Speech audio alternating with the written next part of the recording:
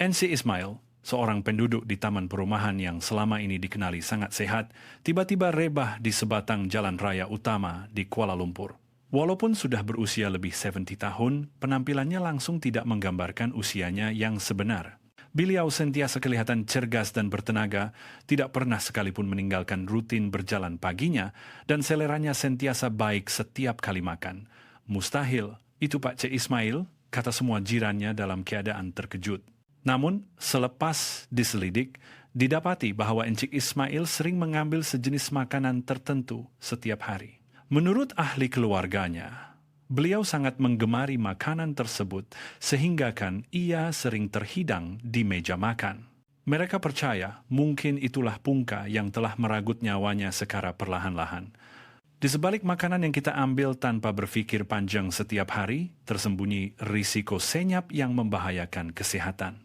Apabila bercakap tentang makanan yang tidak baik untuk badan, kebanyakan daripada kita akan terus terfikir tentang makanan berminyak atau makanan manis. Namun, dalam senarai makanan yang akan diperkenalkan kali ini, terdapat juga beberapa jenis makanan yang selama ini kita percaya baik untuk kesehatan. Hari ini, saya akan memperkenalkan kepada Anda 6 jenis makanan yang boleh mengancam nyawa mengikut urutan ranking. Lebih-lebih lagi, makanan di kedudukan nomor 1 adalah makanan yang dianggap sehat oleh ramai orang. Anda pasti akan terkejut dan berkata, yang ini pun tak boleh ke? Dengan menonton video ini, Anda akan menemui petunjuk untuk melepaskan diri daripada tabiat pemakanan yang tanpa sadar telah menjejaskan kesehatan Anda.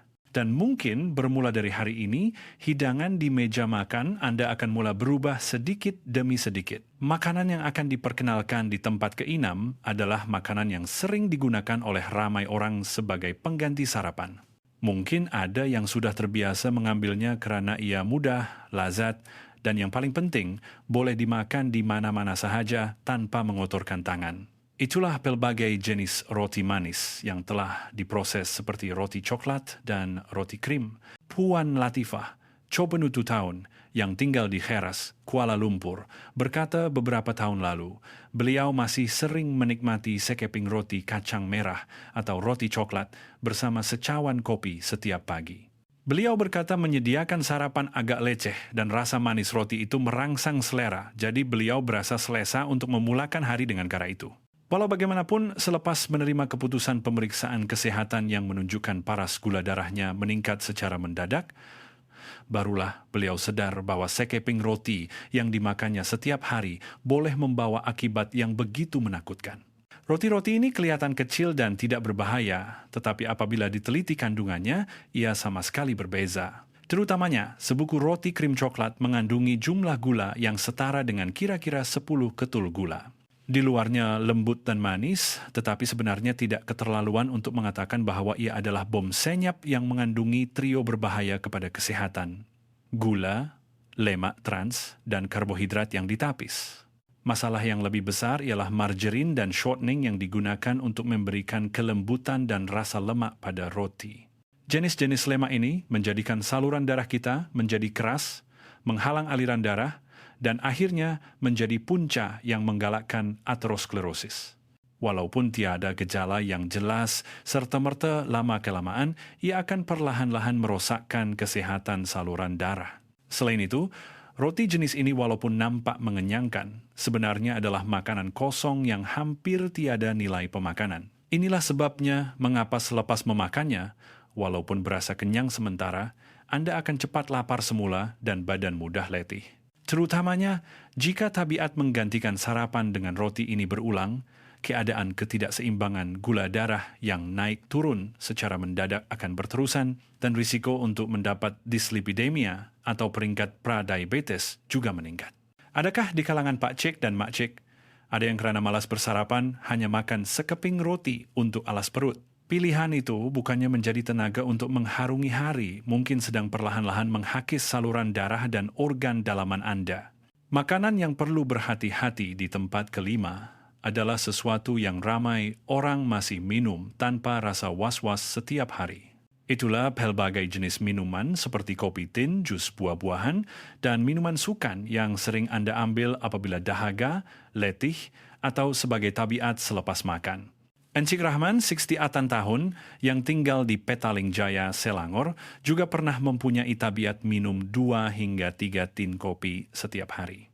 Beliau minum kopi menggantikan air, minum jus untuk mengubah mood, dan minum minuman sukan selepas bersenam. Beliau tidak pernah terfikir bahwa ia berbahaya kepada badan, tetapi selepas mendengar keputusan pemeriksaan kesehatan yang menunjukkan paras gula darah dan enzim hati yang tinggi luar biasa, barulah beliau sedarakan keseriusan masalah itu. Sebenarnya, minuman-minuman ini walaupun kelihatan menyegarkan dan ringan, tidak keterlaluan untuk mengatakan bahwa kandungan di dalamnya adalah ketulan gula cair. Sebagai contoh, setin kopi yang mudah didapati di pasaran mengandungi jumlah gula yang setara dengan 7 hingga 8 ketul gula. Yang lebih mengejutkan ialah itu belum semuanya. Untuk mengekalkan rasanya, pelbagai bahan tambahan seperti pengawet, pemanis tiruan, dan perisa juga ditambah memberikan beban yang besar kepada organ dalaman kita, terutamanya hati dan pankreas. Sebab mengapa minuman ini menakutkan adalah karena fenomena lonjakan gula darah blood sugar spike. Apabila gula diserap dengan cepat, gula darah akan melonjak dalam sekelip mata, menyebabkan insulin dirembeskan secara tiba-tiba dan kemudian menurun dengan mendadak. Apabila proses ini berulang, pankreas akan semakin letih dan akhirnya kemungkinan untuk mendapat penyakit kencing manis akan meningkat. Masalahnya ialah perubahan ini tidak kelihatan dari luar. Jadi, kita terus minum tanpa menyadari betapa cepatnya badan kita sedang dirosakkan. Selain itu, hari ini terdapat banyak produk yang tertera tanpa gula atau sifar kalori yang membuatkan ramai orang berasa lega, tetapi ini juga tidak selamat. Kajian-kajian terkini menunjukkan bahwa pemanis tiruan juga merosakkan persekitaran mikrobiom usus dan dalam jangka masa panjang boleh mempengaruhi penyakit metabolik serta menyebabkan penambahan berat badan. Tertipu dengan perkataan sifar telah secara tidak sengaja menjadikannya satu tabiat yang memudaratkan kesehatan dalam jangka masa panjang. Walau bagaimanapun, mujurlah tabiat ini boleh diubah dengan sedikit kesadaran. Sebagai contoh, coba gantikan kopi tin yang Anda minum setiap pagi dengan teh barli tanpa gula atau selepas bersenam, legakan tekak dan badan Anda dengan secawan teh suam tanpa kafein. Pada mulanya Anda mungkin berasa tawar, tetapi hanya selepas beberapa hari Anda akan merasakan badan menjadi lebih ringan. Badan kita boleh berubah hanya dengan segelas air yang Anda minum sekarang. Kami menasihatkan Anda untuk bermula dari hari ini secara senyap-senyap memeriksa semula tabiat pemakanan Anda agar aktiviti menghilangkan dahaga dan mengubah mood tidak membahayakan kesehatan. Makanan yang perlu berhati-hati di tempat keempat adalah satu kewujudan yang sangat biasa. Apabila sibuk, apabila letih, apabila tiada selera, semua orang sekurang-kurangnya sekali pernah mencari mie kawan dan mie segera. Hanya perlu tuang air panas dan boleh terus dimakan, tidak perlu memasak, dan rasanya yang pekat menjadikannya digemari sejak sekian lama sebagai pengganti makanan yang mudah. Encik Daud, 70 tahun, yang tinggal di Shah Alam, Selangor, selepas bersara mempunyai banyak masa seorang diri, jadi beliau sering makan mie kawan untuk mengisi perut secara ringkas. Walau bagaimanapun, pada suatu hari, tekanan darahnya meningkat secara mendadak, badannya menjadi bengkak, dan beliau juga tidak dapat tidur lena. Apabila ke hospital, beliau diberitahu puncanya adalah pengambilan natrium yang berlebihan dan ketidakseimbangan nutrisi. Sebab mie kawan berbahaya bukan hanya kerana tanggapan bahwa ia masin. Sebungkus mie mengandungi lebih separuh daripada pengambilan natrium harian yang disyorkan.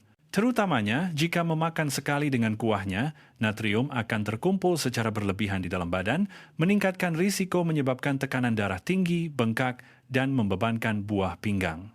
Masalah yang lebih besar ialah minyak masak teroksida yang digunakan untuk menggoreng mie, penambah perisa untuk mengekalkan rasa, dan pelbagai perasa kimia lain. Komponen-komponen ini tidak menyebabkan gejala besar dalam masa yang singkat, tetapi jika diambil secara kerap dalam jangka masa panjang, ia akan menjadi faktor berbahaya yang boleh merosakkan saluran darah, menggalakkan atherosclerosis, dan membawa kepada penyakit kardiovaskular.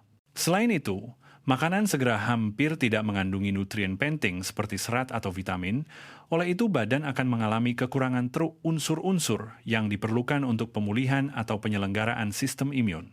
Semakin kerap dimakan, badan semakin letih keletihan semakin terkumpul dan keupayaan untuk pulih semakin merosot. Ramai orang mungkin berpikir, makan sekali 2 seminggu mungkin tidak mengapa. Sudah tentu, makan sekali-sekala mungkin tidak menyebabkan masalah besar, tetapi sekali 2 makan tanpa sengaja itu akan cepat menjadi tabiat, dan tabiat itulah kehidupan harian yang mengubah kesehatan Anda. Diet yang terkumpul berulang kali akhirnya boleh menjadi punca penyakit yang sukar dipulihkan. Jadi, perlukah berhenti sepenahnya? Tidak semestinya. Yang penting ialah bagaimana menggantikannya dan bagaimana memilihnya. Sebagai contoh, apabila teringin mikawan, mengapa tidak coba beralih kepada sup buatan sendiri dengan banyak sayur-sayuran atau sup yang kurang garam? Jika Anda merindui rasa kuahnya, semangkuk sup miso dengan tauhu, kubis Cina, dan lobak merah yang dimasak dalam air rebusan ikan bilis juga merupakan pengganti yang hebat. Mungkin sampai di sini, ada yang akan terkejut dan berkata, "Ini pun tak boleh ke?" Tetapi makanan yang akan saya perkenalkan selepas ini mungkin lebih mengejutkan. Kerana ia adalah makanan yang kebanyakan Pak Cik dan Mak Cik percaya baik untuk kesihatan dan mengambilnya setiap hari. Makanan yang perlu diberi perhatian di tempat ketiga mungkin adalah sejenis makanan yang ramai Pak Cik dan Mak Cik masih makan setiap hari dengan fikiran. Setakat ini tak apa kot. Terutamanya daging yang diproses seperti ham, sausage, dan bakon, makanan yang tidak boleh tiada dalam sarapan atau bekal makan tengah hari. Puan Azizah, 74 tahun, yang tinggal di Bandaraya Melaka, telah menyediakan makanan sendiri untuk masa yang lama. Beliau sering makan bakon dan ham yang digoreng pantas setiap pagi untuk menambah protein. Walau bagaimanapun, selepas keputusan pemeriksaan kesehatan menunjukkan paras kolesterol yang sangat tinggi dan tekanan darah yang tidak stabil, beliau terpaksa menilai semula tabiat pemakanannya. Sebenarnya, daging yang diproses kelihatan seperti daging, jadi ia nampak berkhasiat dan baik untuk menambah protein.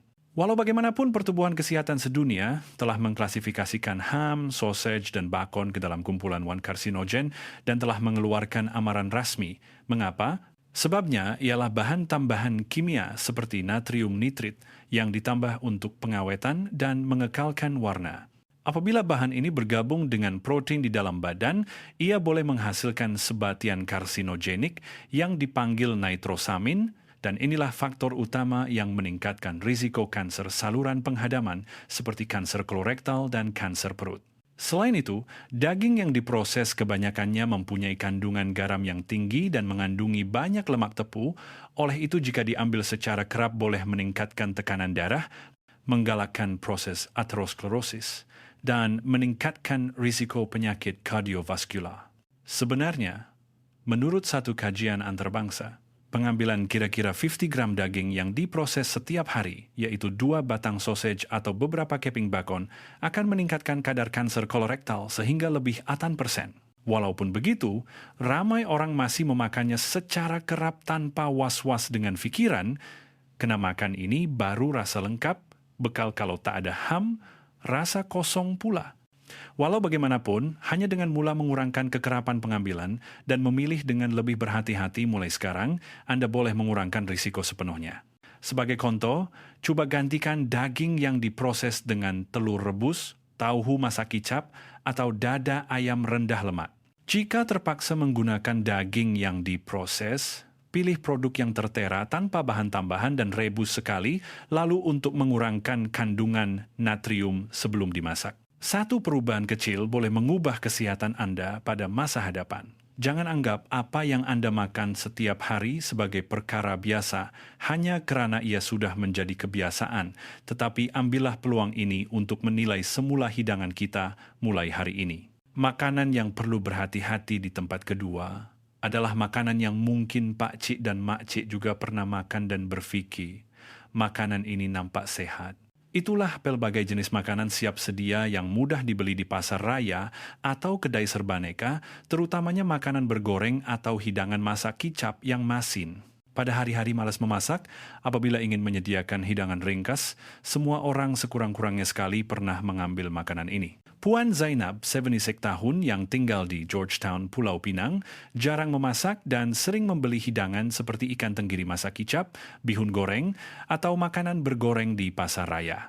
Beliau berasa ia mudah dan bagus karena hanya perlu ambil sedikit setiap jenis untuk mendapatkan hidangan lengkap, tetapi tekanan darahnya sering meningkat dan hari-hari badannya bengkak juga semakin kerap. Beliau telah ke hospital dan barulah mengetahui risiko yang tersembunyi di sebalik kemudahan itu. Masalah terbesar makanan siap sedia ini ialah terdapat racun senyap yang tidak dapat dilihat. Pertama, perlu diberi perhatian kepada jumlah garam dan gula yang berlebihan. Hidangan masak kicap, masak merah, atau kerabu seperti kerabu pucuk ubi. Biasanya diperisakan dengan kuat dan manis, jadi mudah diabaikan dengan perasaan hanya agak masin, tetapi jumlah garam dan gula yang diambil selalunya jauh melebihi paras harian yang disyorkan. Terutamanya bagi mereka yang menghidap tekanan darah tinggi atau kencing manis, makanan ini boleh menjadi puncak utama yang secara senyap-senyap memburukkan lagi keadaan penyakit mereka. Dan hidangan bergoreng mempunyai masalah yang lebih besar. Makanan bergoreng yang dijual siap di pasar raya atau kedai serbaneka sering menggunakan minyak masak yang sama berulang kali, sedangkan minyak itu sepatutnya dibuang selepas sekali guna. Dalam proses ini, minyak menjadi teroksida, dan makanan yang dimasak dengan minyak itu, apabila masuk ke dalam badan, kita akan menyebabkan keradangan pada sel dan melemahkan fungsi organ. Selain itu, makanan ini juga mengandungi pelbagai bahan tambahan dan perasa kimia untuk memanjangkan jangka hayatnya. Komponen-komponen ini buat sementara waktu menjadikan rasa dan bau makanan lebih kaya, tetapi akhirnya membebankan buah pinggang dan hati, dan dalam jangka masa panjang boleh membawa kepada kemerosotan sistem imun. Perkara yang paling penting ialah makanan ini kelihatan sehat. Nampak seperti sayur-sayuran goreng rangup, ikan tenggiri masak kicap, atau pelbagai jenis ulam, tetapi kualiti minyak, perasa, dan pengawet yang digunakan sebenarnya jauh lebih rendah berbanding apa yang kita gunakan di rumah. Ini adalah contoh sempurna pepatah. Nampak seperti makanan sehat, tetapi sebenarnya tidak. Walau bagaimanapun, saya tidak mengatakan Anda tidak boleh makan langsung. Yang penting ialah mengubah kriteria pemilihan dan mengurangkan kekerapan. Sebagai contoh, apabila teringin makanan bergoreng, pilih produk yang mempunyai salutan tepung yang nipis dan kurang berminyak, manakala untuk hidangan masak kicap, pilih produk yang rasanya lebih tawar atau bilas dengan sedikit air sebelum makan juga satu cara yang baik. Selain itu, membiasakan diri memilih produk yang kurang bahan tambahan dan mempunyai bahan-bahan yang ringkas akan banyak membantu mengurangkan beban pada badan. Pasti sampai di sini ada yang sudah sangat terkejut dan bertanya, "Ya Allah, ini pun tak boleh ke?" Tetapi makanan di tempat nomor 1 yang akan saya perkenalkan mungkin adalah sesuatu yang ramai orang sengaja makan demi kesehatan. Walau bagaimanapun, makanan inilah yang mungkin menjadi dalang sebenar yang merosakkan badan kita secara senyap tetapi paling mendalam. Sekarang saya akan dedahkan makanan yang mengejutkan di tempat nomor 1. Sekarang adalah masanya untuk memperkenalkan makanan nomor 1 yang paling senyap merosakkan kesehatan. Mungkin ramai yang akan sangat terkejut apabila mendengar ini. Apa yang bahayanya dengan itu? Saya sengaja minum sebab nak sehat. Makanan itu ialah jus sayur-sayuran siap sedia di pasaran. Puan Halimah, 60 tahun, yang tinggal di Ipoh, Perak, untuk mengawal tekanan darah dan menambah pengambilan sayur-sayuran, beliau mempunyai tabiat minum sebotol jus sayur yang dijual di kedai serbaneka setiap pagi. Walau bagaimanapun, baru-baru ini paras gula darahnya pula meningkat dan selepas mendapat nasihat pemakanan, beliau sangat terkejut apabila mengetahui bahwa jus itulah yang sedang membahayakan kesehatannya. Mengapa jus sayur-sayuran yang kita percaya sebagai makanan sehat begitu berbahaya? Pertama, kebanyakan jus sayur-sayuran siap sedia telah kehilangan hampir kesemua nutriennya semasa proses pemanasan dan pempasteran. Vitamin C, enzim penghadaman, dan antioksidan yang sensitif sangat lemah terhadap haba, jadi kebanyakannya telah hilang semasa peringkat pengeluaran. Jumlah nutrien berguna yang tinggal sebenarnya sangat sedikit. Di luarnya berwarna hijau, pada pembungkusannya tertera perkataan seperti kesehatan, sayur-sayuran, vitamin, tetapi sebenarnya hampir tiada komponen yang benar-benar membantu badan kita. Kedua, ia mengandungi terlalu banyak gula. Semasa kita percaya dan minum apa yang dipanggil jus sayur-sayuran, pada masa yang sama, pati buah pekat, gula cekair, dan pemanis tiruan juga masuk ke dalam badan. Sesetengah produk mengandungi jumlah gula yang setara dengan 6 hingga 7 ketul gula dalam satu kawan. Ini adalah tahap yang boleh menyebabkan masalah seperti kencing manis, hati berlemak, peningkatan lemak visceral, dan lonjakan gula darah. Ketiga, yang paling menakutkan ialah ilusi psikologi kita. Hari ini dah minum jus sayur, jadi tak payah makan salad lah. Apabila penggantian ini berulang, akhirnya kita tidak lagi makan sayur-sayuran dalam bentuk kunyah, membawa kepada masalah terkumpul seperti kekurangan serat, kemerosotan fungsi usus, sembelit, dan ketidakseimbangan mikrobiom usus. Di atas segalanya, perangkap terbesar ialah ilusi. Saya sedang menjaga diri dengan baik yang menyebabkan kelalaian dalam pengurusan kesehatan. Jadi adakah tidak boleh minum jus sayur-sayuran langsung? Tidak semestinya. Jika Anda benar-benar ingin minum, ingat 3 perkara ini. Pertama, pilih produk yang tiada bahan tambahan dan tiada gula tambahan. Kedua, jika boleh, pilih dalam bentuk smoothie yang masih mengekalkan serat. Ketiga, jangan jadikan ia tabiat minum setiap hari, tetapi gunakan hanya sebagai sokongan pada hari-hari sukar untuk menambah sayur-sayuran melalui makanan. Dan kaedah terbaik sudah tentu adalah makan sayur-sayuran sebenar yang dibasuh dan dipotong sendiri. Jika Anda berasa leceh, hanya gunakan sayur-sayuran yang telah diproses siap atau sayur-sayuran beku untuk membuat salad ringkas atau makan sebagai ulam juga boleh memberikan kesehatan yang jauh lebih baik. Kesehatan akhirnya berpungka dari tabiat yang kita percaya dan amalkan tanpa sengaja. Hanya dengan melihat semula hidangan kita secara senyap-senyap pada saat ini, itu juga boleh menjadi titik permulaan untuk mengubah separuh kedua kehidupan Anda. Hakikat bahwa makanan yang Anda percaya baik untuk kesehatan sebenarnya adalah makanan berbahaya nomor 1 yang secara senyap-senyap merosakkan badan Anda. Bukankah ia sangat mengejutkan? Tetapi tidak mengapa. Kerana saat Anda menyadari perkara ini adalah titik permulaan terpantas untuk pemulihan. Anda yang sedang menonton video ini sebenarnya telah mengambil langkah pertama perubahan. Dalam video hari ini, kita telah bersama-sama meneliti dalam bentuk ranking 6 jenis makanan berbahaya yang boleh memendekkan jangka hayat sihat kita yang sering kita makan tanpa sengaja setiap hari. Sekarang, mari kita bersama-sama ringkaskan sekali lagi secara perlahan-lahan. Peringkat ke-6 ialah pelbagai jenis roti yang diproses seperti roti kacang merah dan roti krim. Peringkat ke-5 ialah minuman yang tinggi kandungan gula seperti kopi tin dan jus buah-buahan. Peringkat ke-4 ialah mie kawan dan mie segera. Peringkat ke-3 ialah daging yang diproses seperti ham, sausage, dan bakon. Peringkat ke-2 ialah makanan bergoreng dan hidangan siap sedia yang berperisa kuat. Dan peringkat pertama ialah jus sayur-sayuran siap sedia yang ramai orang sengaja minum demi kesehatan. Semua makanan ini mungkin telah kita ambil sebagai tabiat tanpa sadar kerana ia biasa, tidak leceh, atau kerana kita percaya ia baik untuk kesehatan. Tetapi hanya dengan bermula dari sekarang, mengurangkan satu persatu makanan ini, jangka hayat sehat Pak Cik dan Mak Cik mungkin akan menjadi lebih panjang berbanding sekarang.